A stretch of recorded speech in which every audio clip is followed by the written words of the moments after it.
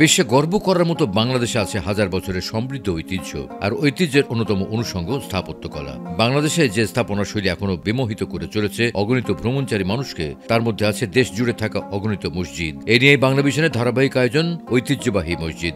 আজকে থাকছে বাংলাদেশের নীলফামারী জেলার সৈয়দপুর শহরের ইসলামবাগ এলাকায় অবস্থিত চিনি মসজিদ নিয়ে প্রতিবেদন।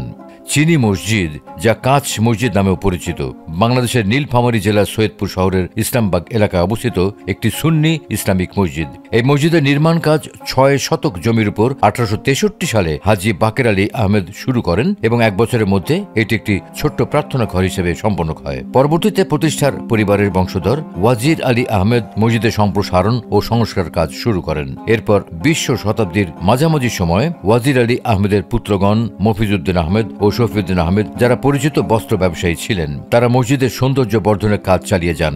সে সময় কলকাতা থেকে চীনামাটির টুকরা আনা হয়েছিল, কারণ পূর্ব পাকিস্তান অর্থাৎ বর্তমান বাংলাদেশে তখনও কোনো সিরামিক কারখানা ছিল না। চিনি মসজিদের সজ্জায় 283টি ক্রস মার্বেল পাথর এবং 23 টন চীনামাটির প্লেট ও কাঁচের ছোট টুকরা, রঙিন ও অরঙিন উভয় ব্যবহার করা হয়েছে।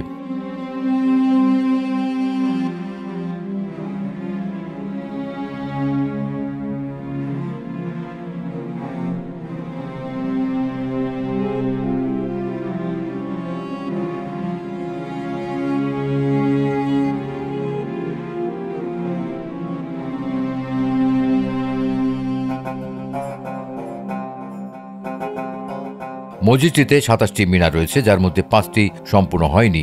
মসজিদের গায়ে চীনামাটির ভাঙা টুকরা ও রঙিন কাজ দিয়ে গোলাপের ঝাড়, আঙুরের থোকা, ফুলদানির ছবি ফুটিয়ে তোলা হয়েছে।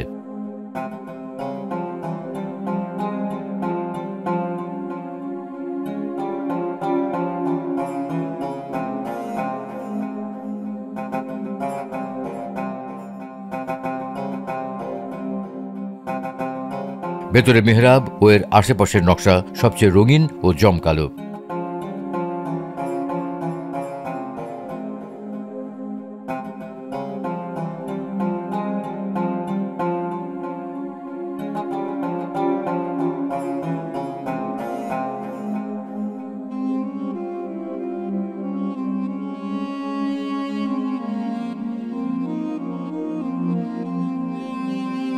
এই মসজিদটি সৈয়দপুর শহরের অন্যতম স্থাপত্য নিদর্শন এবং পর্যটকদের আকর্ষণের কেন্দ্রবিন্দু।